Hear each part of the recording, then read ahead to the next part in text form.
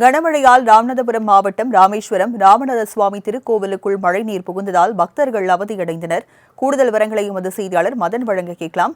மதன், மழை நீரை அகற்றும் பணிகள் நடந்து வருகிறதா? விவரங்கள் என்ன?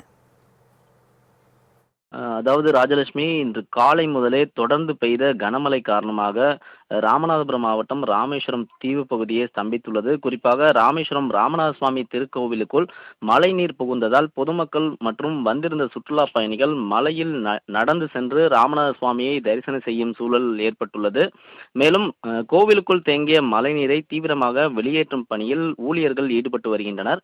குறிப்பாக ராமநாதபுரம் மாவட்டம் ராமேஸ்வரத்தில் தொடர்ந்து 2 நாட்களுக்கு கனமழை பெய்யக்கூடும் என வானிலை மைய அறிவிப்பை தொடர்ந்து ராமநாதபுரம் மாவட்டத்திற்கு மஞ்சள் எச்சரிக்கை விடுக்கப்பட்டிருக்கும் வேளையில் தொடர்ந்து இன்று காலை முதல் தற்போது வரை பலத்த சூறைக்காற்றுடன் கனமழை தொடர்ந்து ராமேஸ்வரம் தீவு பகுதியில் பெய்து வருகிறது.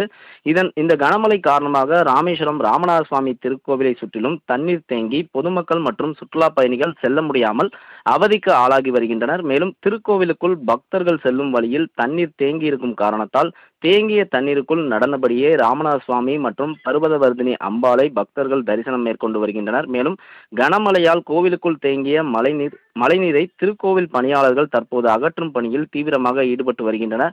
இதேபோல ராமேஸ்வரம் தீவின் பல்வேறு பகுதிகளில் பலத்த சூறைக்காற்றுடன் கனமழை பெய்தது. இதன் காரணமாக கடலோர பகுதிகளில் கடல் சீற்றத்துடன் காணப்பட்டது மட்டுமல்லாமல் பாம்பன் சாலை பாலத்தில் வெள்ளம் போல் தண்ணீர் கரை புரண்டு ஓடி வருகிறது. இதேபோல ராமேஸ்வரத்தில் இருக்கக்கூடிய மீனவ குடியிருப்பு பகுதிகளிலும் மழைநீர் தேங்கியதால் தற்போது ராமேஸ்வரத்தில் பொதுமக்களின் இயல்பு வாழ்க்கை தற்போது பாதிக்கப்பட்டுள்ளது. ராஜலட்சுமி, விவரங்களை வழங்கியதற்கு நன்றி மதன்.